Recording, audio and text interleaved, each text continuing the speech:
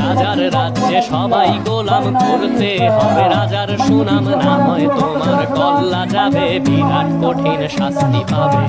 এ কেমন রাজ্য বলো, কে খারাপ কে বা ভালো, ভালো মানুষ অন্ধকারে, অমানুষী আলোর দ্বারে। এ কেমন হচ্ছে খেলা, চারিদিকে কষ্ট মেলা, কে কোথায় যাচ্ছি ভেসে, থামবো কোথায় অবশেষে।